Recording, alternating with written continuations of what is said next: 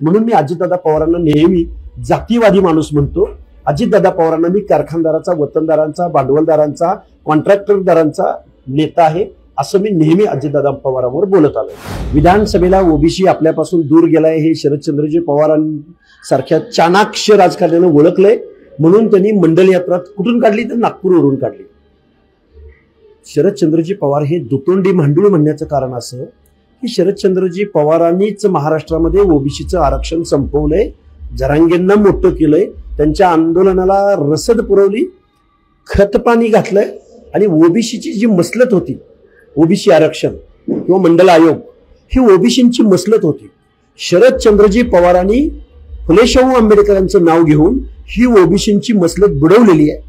ओबीसीचं आरक्षण तशा पद्धतीनं शरदचंद्रजी पवारांचं वर्तन आहे, त्यांनी त्यांची विश्वासार्हता गमावलेली आहे। विधानसभेला ओबीसी आपल्यापासून दूर गेलाय हे शरदचंद्रजी पवारांसारख्या चाणाक्ष राजकारण्यानं ओळखलंय, म्हणून त्यांनी मंडल यात्रा कुठून काढली तर नागपूरवरून काढली। शरदचंद्रजी पवार हे दुतोंडी मांडूळ म्हणण्याचं कारण असं की शरदचंद्रजी पवारांनीच महाराष्ट्रामध्ये ओबीसीचं आरक्षण संपवलंय, जरांगेंना मोठं केलंय, त्यांच्या आंदोलनाला रसद पुरवली, खतपाणी घातलंय आणि ओबीसीची जी मसलत होती, ओबीसी आरक्षण किंवा मंडल आयोग, ही ओबीसींची मसलत होती। शरदचंद्रजी पवारांनी फुले शाहू आंबेडकरांचं नाव घेऊन ही ओबीसींची मसलत बुडवलेली आहे, ओबीसीचं आरक्षण संपवलेलं आहे आणि ओबीसी बाय डिफॉल्ट नॅचरली महायुतीच्या बाजूने गेलाय हे त्यांना शल्य आहे।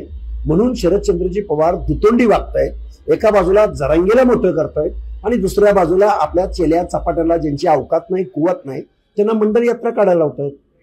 त्यामुळे शरदचंद्रजी पवार आणि त्यांची एकूण विश्वासार्हता ही महाराष्ट्राच्या जनतेला माहिती आहे। शरद पवार ठीक आहे, पण तुम्ही अजित पवारांवर देखील टीका करताय, काय करताय? हा बघा, शरदचंद्रजी पवार असो किंवा अजितदादा पवार असो, अजितदादा पवारांवर मी वारंवार टीका करण्याचं कारण असं की अजितदादा पवार हे जातीयवादी नेते आहेत। महाज्योतीच्या संदर्भातला सामाजिक दुजाभाव मी महाराष्ट्राला वेळोवेळी सांगितलाय। काल परवा अजितदादा पवारांनी जाहीर सभेमध्ये एक स्टेटमेंट केलं की तुम्ही गोधड्या वाळत घालता। बारामती परिसरामधली जी काही मंडळी आहेत त्यामध्ये दीनदलित आहे, भटके आहेत, वडार आहे, बेरड आहे, बेलदार आहे, टकारी आहे, भामटा आहे, ही जी काही लोक आहेत गावगाड्यातली, ती त्या लोकांची परिस्थिती आजही तशीच आहे की त्यांना गोधडीचा वापर करावा लागतो। पण अजितदादा पवारांनी ज्या गगनचुंबी इमारती उभ्या केल्या, पाहुण्या रावळ्यांची कन्स्ट्रक्शन, कॉन्ट्रॅक्टरांच्या बिलांसाठी त्यांनी जो काय बारामतीमध्ये पैसा आणलाय, अजितदादा पवार खरं तर महाराष्ट्राच्या उपमुख्यमंत्री पदाला न शोभणारा माणूस आहे। त्यांना सामाजिक न्याय, सोशल जस्टिस वगैरे काही माहित नाही।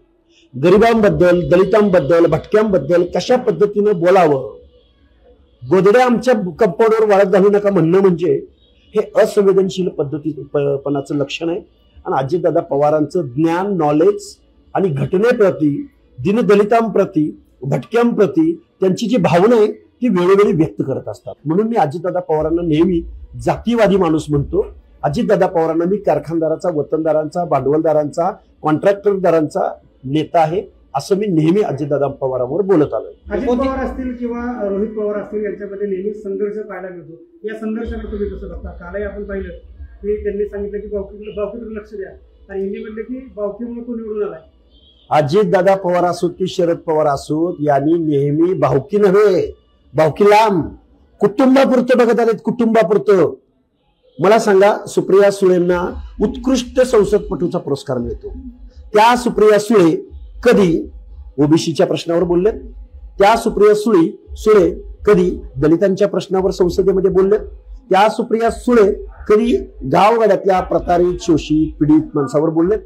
कधी वडार समाजावर, कधी बेरड समाजावर, कधी नाभिक समाजावर, कधी सुतार समाजावर, कधी आलुत्यावर, कधी बलुत्यावर, कधी आदिवासीवर, ह्यांच्या प्रश्नावर कधीतरी सुप्रिया सुळे उत्कृष्ट संसदपटू देशाच्या संसदेत बोलल्या का? कसल्या उत्कृष्ट संसदपटू? काय नक्की तुम्ही काम उभं केलं ताई? बापाच्या राजकीय मायलेजवर तुम्ही निवडून येता आणि उत्कृष्ट संसदपटू म्हणून घेता। तुम्ही नक्की कुणासाठी काम करता? तुमच्या मतदारसंघामध्ये ही बाकीचे लोक राहतात की नाही? ते तुम्हाला मतदान करतात की नाही? त्यामुळं शरद पवार असोत की अजित पवार असोत, सुप्रिया सुळे असोत की रोहित पवार असोत, ही ब्रिटिश ईस्ट इंडिया कंपनी आहे, पवार फॅमिली आहे ही, पवार फॅमिली. बारामती अॅग्रो कंपनीमधून जरांगेंचं आंदोलन चालतं. एका बाजूला जरांगेचं आंदोलन चालवायचं आणि दुसऱ्या बाजूला मंडल यात्रा काढा म्हणायचं. अरे वा रे राजनीती, दोगली राजनीती म्हणतात त्याला, बंडल यात्रा. अरे विश्वनाथ प्रताप सिंगांनी मंडल आयोग इम्प्लिमेंट केला, सोशल जस्टिस साठी केला. कुटुंबापुरतं सगळी पदं घेऊन कारखाने उभे करणारे तुम्ही, दारूच्या फॅक्टऱ्या करणारे तुम्ही, बारामतीमध्ये असमतोल विकास करणारे तुम्ही, आणि दलितांच्या गोधड्या तुमच्या कंपाऊंडवर आल्या म्हणून तुम्ही अशा पद्धतीने बोलू शकता. हे महाराष्ट्राच्या उपमुख्यमंत्री पदाला, संविधानिक पदावर ज्यांनी शपथ घेतली महाराष्ट्राच्या हिताची, त्या माणसांना अशा पद्धतीचं वक्तव्य करावं. गोधड्या, अजितदादा पवारांना हे गोधडीवाले बघा पुढच्या काळात घरी बसवतील. सर, वेळोवेळी फक्त आपण टिकेटची दाहरेती फक्त आपली पवार कुटुंबावरती दिसते. राज्यात अनेक नेत्यांच्या विषयी वेगवेगळे मुद्दे बाहेर येत असतात, परंतु नेहमी पवारांवरती बोलतो. हे बघा, पवार हे नेहमी सत्तेत बसलेले असतात. भाजपची सत्ता आली तरी ते सत्तेत असतात, काँग्रेसची सत्ता आली तरी ते सत्तेत असतात, सन्माननीय उद्धव ठाकरे साहेबांची सत्ता आली तर ते सत्तेत असतात. मी बाळासाहेब आंबेडकरांना एक सल्ला देईन, तुमची जर उद्या बाळासाहेब तुमची जर सत्ता येते असं कळलं या पवार फॅमिलीला, तरी हे अजितदादा पवार उपमुख्यमंत्री पदासाठी तुमच्याकडे, तुमच्या रांगेत, तुमच्या घराकडे येतील. त्यामुळे हे सत्तेत बसणारी माणसं आहेत. मग सत्ताधाऱ्यावर बोलायचं नाही तर कोणावर बोलायचं? मी काय काकड्यांवर बोलू, शितोळेवर बोलू, जाचकांवर बोलू, कुणावर बोलू? त्यामुळं तावरेवर बोलू, कुणावर बोलायचं? जे सत्तेत बसतात, ज्यांच्या कमरेला तिजोरीच्या चाव्या असतात, ज्यांनी गावगाड्यातल्या या ओबीसींचं वाटोळं केलंय, आरक्षणाचा खेळखंडोबा केलाय, ज्यांनी जरांगेसारख्या खुळचड, ज्याला काही माहिती नाही, ज्याला संविधान माहिती नाही, ज्याला शिक्षण माहिती नाही, ज्याला दादागिरीच्या जोरावर आरक्षण घेता येतं हे याला बेसिक तत्व माहिती नाही, ज्याला झुंडशाहीच्या जोरावर इथं न्याय व्यवस्था आहे, आरक्षण हे असं मोर्चा काढून मिळत नसतं, कोणी उद्या मोर्चा काढत. त्यामुळं हे जे सगळं राजकारणासाठी करणारी माणसं आहेत, म्हणून मी यांच्यावरती वारंवार टीका करत असतो.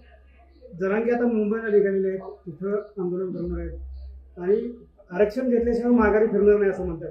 हे बघा, कायद्यात जर बसलं नाही ना, जरांगेंनी आंदोलन केलं काय आणि अजून काय केलं काय, जोपर्यंत संविधानाला मान्य होत नाही, जोपर्यंत कायदे मंडळात ते पारित होत नाही, तोपर्यंत अशा पद्धतीचं कुठलंही एक्झर्शन करण्याचा अधिकार ना मुख्यमंत्र्यांना आहे, ना उपमुख्यमंत्र्यांना आहे, ना शरदचंद्रजी पवारांना आहे, ना विरोधी पक्षनेत्यांना आहे, ना जरांगेला आहे. कोणी उठेल ना उद्या. त्यामुळं हे फक्त मुंबईत दंगली घडवायच्या, समाजामध्ये दुरी निर्माण करायची. मराठा विरुद्ध ओबीसी महाराष्ट्रानं कधीही संघर्ष बघितलेला नव्हता. त्या संघर्षाला इथून पुढच्या कालावधीमध्ये महाराष्ट्राला सामोरं जावं लागणार आहे. मुख्यमंत्री महोदय सावध.